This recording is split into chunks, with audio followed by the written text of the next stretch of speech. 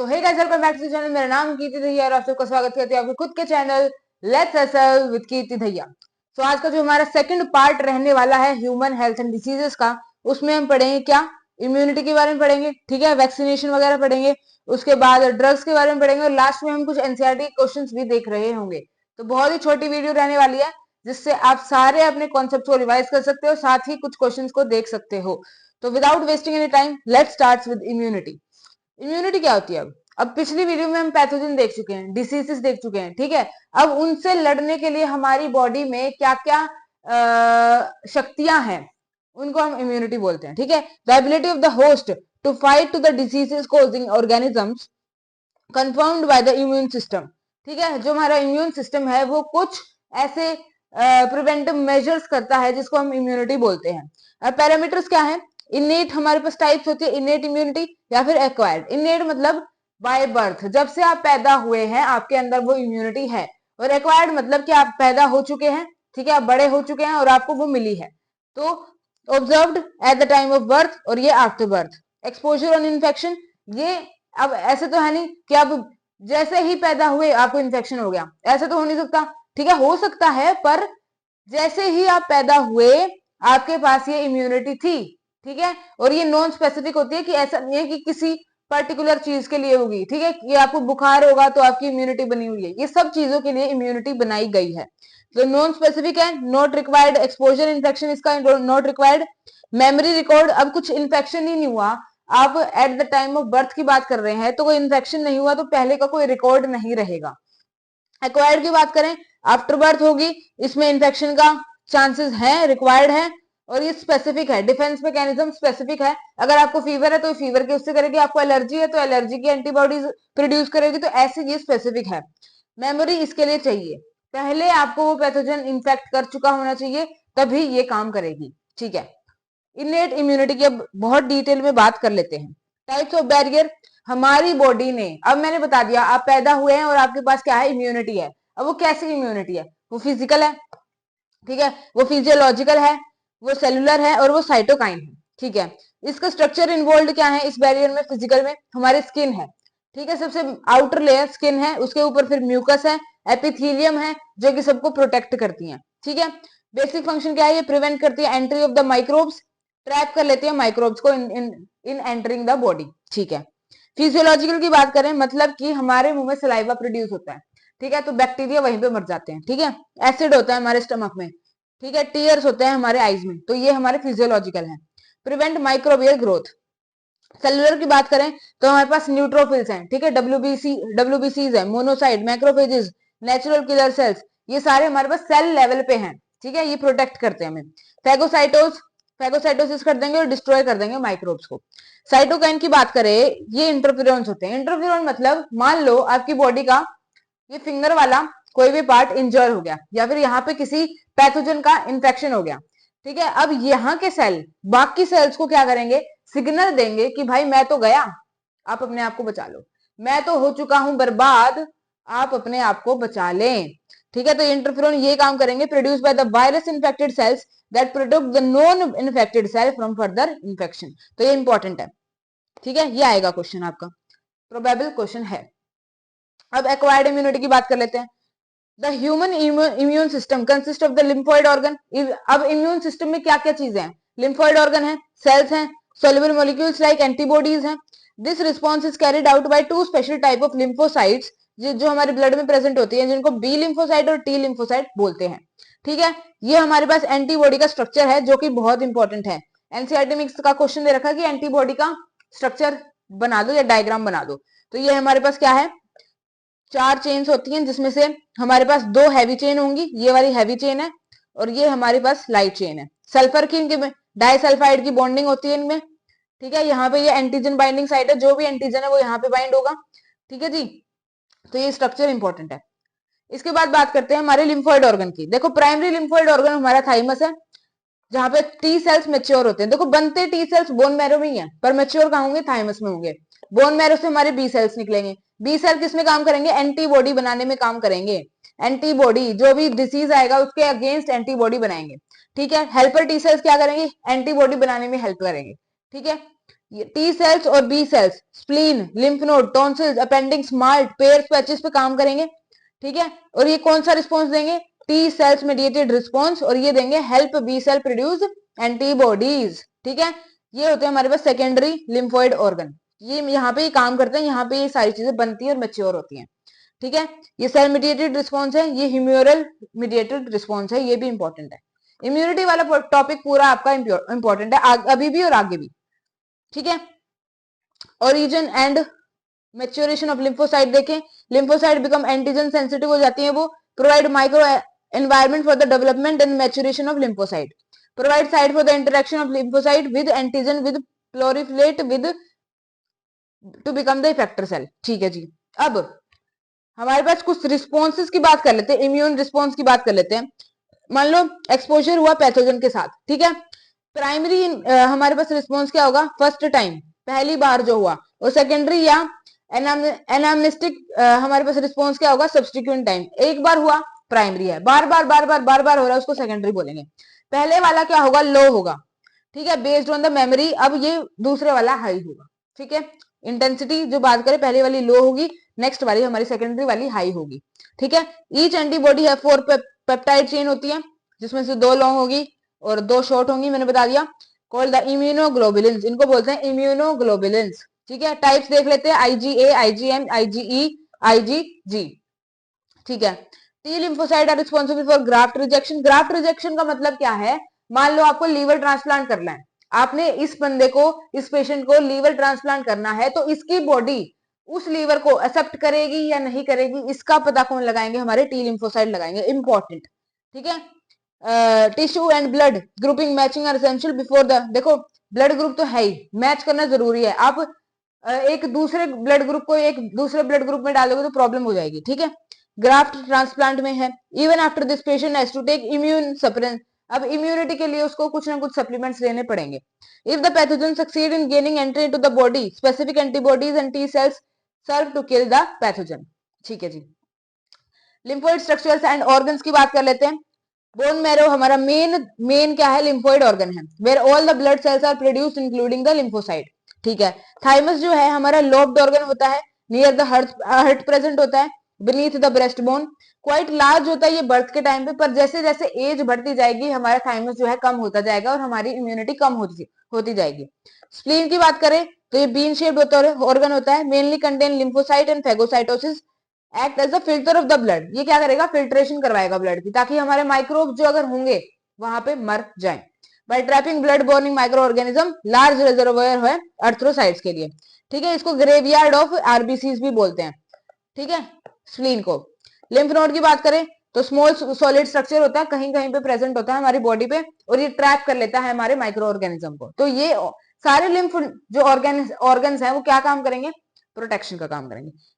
Malt की बात करें तो 50% किससे बना हुआ है? माल्ट से बनाता है। माल्ट क्या है? Mucosa associated lymphoid tissue. Mucosa मतलब हमारी पूरी बॉडी म्यूकस से बनी हुई है, ठीक है। हर जगह हर ऑर्गन की अलग म्यूकोजल लाइनिंग है, तो वो हमारे हेल्प करती है माइक्रो ऑर्गेनिज्म को ट्रैप करने के लिए।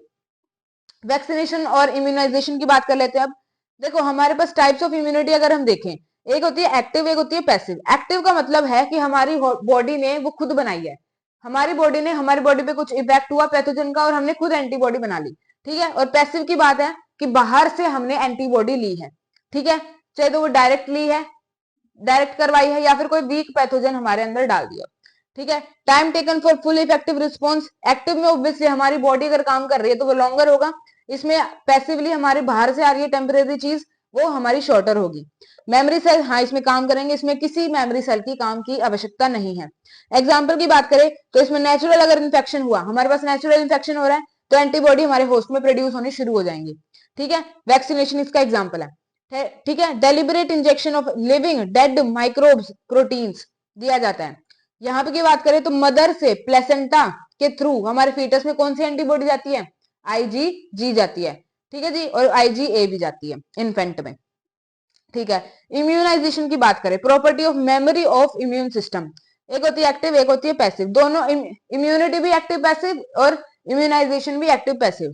प्रिपरेशन ऑफ एंटीजेनिक प्रोटीन्स और pathogen inactivated weakened pathogen in the body, क्या है, इसका मतलब क्या है कि हमारे अंदर वीक पैथोजन डाल दिया जिसकी वजह से इम्यूनिटी बन गई और हम प्रोटेक्ट हो गए।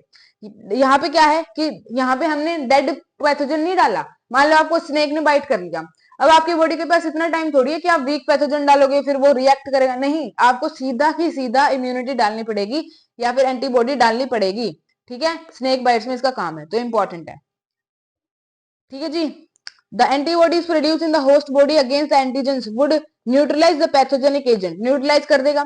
The vaccine also generate memory B cells, memory बना देगा कि अगर फ्यूचर में ऐसा कुछ हुआ तो दोबारा यही रिस्पॉन्स आएगा। ठीक है, जो रिकॉग्नाइज कर लेगा पैथोजन को और फिर से वही हमारे पास क्या कर लेगा, रिएक्शन दे देगा। Recombinant DNA technology has allowed the large scale production of antigenic polypeptide. अब आगे हम बायोटेक में बात करेंगे कि हम कैसे अपनी टेक्नोलॉजी को यूज करके सारी वैक्सीन वगैरह बना सकते हैं। ठीक है, hepatitis B vaccine produce by the yeast. ठीक है, अब बात कर लेते हैं एलर्जी की। एलर्जी क्या होता है, एक एग्जैगरेटेड रिस्पॉन्स होता है इम्यून सिस्टम का to certain antigen present in the environment. अब एलर्जेंस की बात करें, पोलेंस भी हो सकते हैं हमारे पास, डस्ट भी हो सकता है, एनिमल का डेंडर भी हो सकता है, कुछ भी हो सकता है। एंटीबॉडी कौन सी होती है, ये इंपॉर्टेंट है, आईजीई एंटीबॉडी प्रेजेंट होगी। ठीक है, सिम्टम की बात करें तो स्नीजिंग होगी, वाटरी आइज होगा, running nose, difficulty in breathing होगी। केमिकल रिलीज, कौन से केमिकल रिलीज करता है, हिस्टामिन और serotonin from the mast cell. ठीक है, डायग्नोसिस क्या है, patient is exposed or injected with a small doses of possible allergens and reaction is studies, कुछ डाल देंगे ऐसे और उसके रिएक्शन ले लेंगे। ठीक है, ट्रीटमेंट क्या है, एंटीहिस्टामिन दे देंगे, एड्रेनलिन दे देंगे, स्टेरॉइड्स दे देंगे कुछ जो इन सिम्टम्स को कम कर सके। ठीक है, ठीक है जी, ये हमारे पास हो गया है। अब लास्ट टॉपिक इस चैप्टर का है drug abuse. Drug abuse important है, कौन सा ड्रग है, कौन सा उसका रिसेप्टर है, कौन सा उसका सोर्स है, कहां से आ रहा है। ठीक है, इनटेक कैसे होता है, एग्जाम्पल क्या है और इसका क्या हमारे पास एक्शन है, वो सारी चीज हम देख रहे होंगे। सबसे पहली बात है ओपियोइड। ओपियोइड हमें किस पे, रिसेप्टर कहाँ है इसके, सेंट्रल नर्वस सिस्टम और गैस्ट्रो इंटेस्टाइनल ट्रैक्ट में है। सोर्स कहां से आएगा, एक प्लांट होता है जिसको पॉपी प्लांट बोलते हैं, पेपावर सोमनीफेरम, वहां से मिलता है। इनटेक्स कैसे कर सकते हैं, स्नोटिंग या इंजेक्शन। ठीक है, एग्जाम्पल है इसके मोर्फिन और हेरोइन, स्मैक। और ये इफेक्ट क्या करेगा, इफेक्टिव सेडेटिव हो रहा, पेन किलर में भी यूज करते हैं, useful in patient undergo surgery में भी इसका काम आएगा। डिप्रेसेंट होता है और स्लो डाउन करता है बॉडी के फंक्शंस को। ठीक है, ऑर्डरलेस होता है, व्हाइट होता है, बिटर क्रिस्टलिन कंपाउंड होता है ये। ठीक है, कैनाबिनॉइड्स की बात करें, प्रिंसिपली ब्रेन को हमारे रिसेप्टर होता है ये। Inflorescence flower top sleep of cannabis sativa, ये कहां से आता है, कैनाबिनॉइड्स, तो किससे आएगा, कैनाबिस सटिवा से। ठीक है, इनहेलेशन या ओरल इंजेक्शन से इसका ले सकते हैं। इसके एग्जाम्पल है चरस, हशीश, गांजा, marijuana। Effect on the CBS system को हमारे इफेक्ट करेगा और abuse by some sports person भी इसे लेते हैं।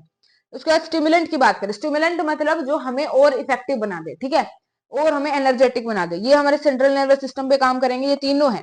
ठीक है, इसका जो सोर्स है वो है कोका प्लांट, अराइथ्रोजाइलम कोका। ठीक है, स्नोटिंग से लिया जाएगा और इसके एग्जाम्पल है हमारे पास कोकेन, एल्कलॉइड, ये सारे हैं। Interfere with the transport of neuro transmitter का इसमें काम आएगा। ठीक है जी, यूफोरिया, यूफोरिया मतलब बहुत ही अच्छी फीलिंग और बहुत ही एनर्जेटिक फीलिंग।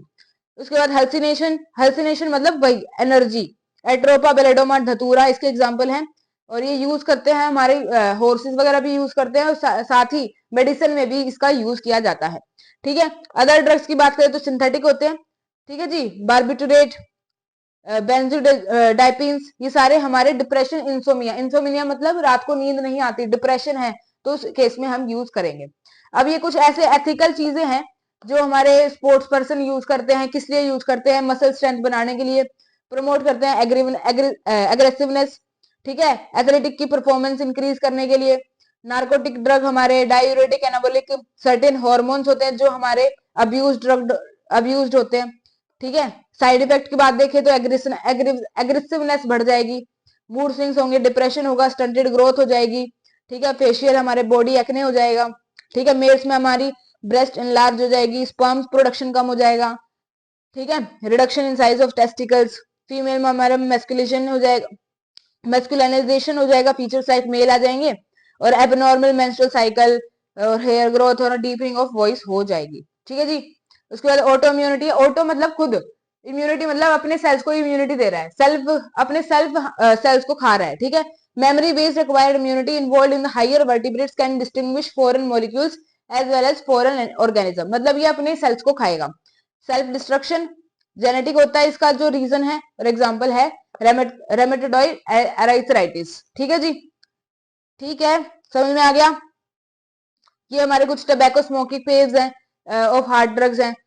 ठीक है जी, जैसे हमारा इनटेक है, कैसे हम टबैको को यूज करते हैं, स्मोक्ड भी होता है जैसे सिगरेट वगैरह में, बीड़ी वगैरह में, च्यू भी करते हैं, स्नफ भी करते हैं। केमिकल सब्सटेंसेस में क्या होता है, निकोटीन होता है जो कि एक अल्कलॉइड है। एक्शन देखो निकोटीन का, ये क्या करता है, एडर्नल ग्लैंड को क्या करेगा, स्टिमुलेट करेगा, जहां से एडर्नलिन रश होगा। रेस्पिरेटरी पे, सर्कुलेटरी पे क्या क्या इफेक्ट है इसके, हार्ट रेट बढ़ा देगा। ठीक है, कार्बन मोनोऑक्साइड की वॉल्यूम बढ़ा देगा हमारे ब्लड में। डिसीजेस क्या है, ब्रोंकिटिस हो जाएगा, एम्पाइसीमा हो जाएगा, हार्ट डिसीजेस या गैस्ट्रिक अल्सर। कैंसर के रिस्क हो सकते हैं, ओरल कैविटी में हो सकता है, आपके थ्रोट में, लंग्स में, यूरिनरी ब्लैडर में हो सकता है। उसके बाद एडोलेसेंस, ये मेन टॉपिक है, मतलब सोसाइटी से बेस्ड टॉपिक है कि कैसे हम अल्कोहल या ड्रग का अब्यूज कम कर सके। तो वो सारी चीजें इसमें दे रखी है। इसमें एक पीयर प्रेशर की बात बताई गई है कि आपके आसपास कैसी इन्वायरमेंट है, आपके आसपास के दोस्त कैसे हैं, वो सारी चीजें ही मैटर करती हैं। ठीक है, उसके बाद आपके जो ये बाहर निकालने वाली चीज भी इसमें बताई गई है। एक सेकेंड, जो इनवॉलेंट्री हमारी चीजें होती हैं कि हमें इस चीज से बाहर आना है, तो उसमें भी हमें जैसे ड्रग अब्यूज में कोई बंदा है, उसको बाहर आना है, तो उसमें भी उसके बहुत सारे क्या होंगे, आफ्टर साइड इफेक्ट्स होंगे। तो उस चीज को देखते हुए कि आप क्या कर रहे हो, आपको एक्शन लेना है। ठीक है, तो इन चीजों से दूर रहें at the age of adolescence. अब देखते हैं कुछ क्वेश्चन एनसीईआरटी के, फिर ये चैप्टर खत्म।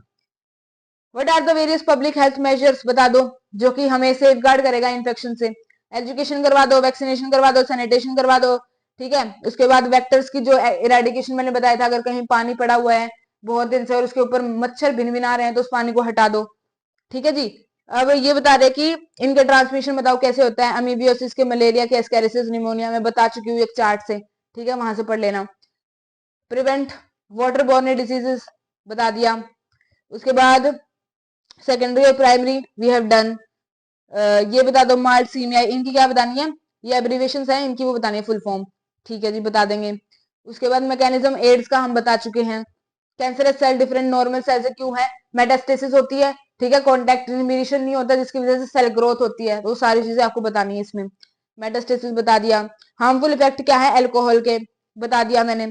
ठीक है, एक्सेसिव डोज लेंगे अगर तो डेथ भी हो सकती है, सिरोसिस हो सकती है, इन्फ्लेमेशन हो सकती है। हेल्थ को कैसे डिफाइन कर सकते हैं, health is a state of complete physical, mental and social wellbeing. The organisms which cause diseases in plants and animals are called pathogen. तो ये सारे टेस्ट हम कर चुके हैं, ये क्वेश्चन मैं आपके लिए छोड़ती हूँ।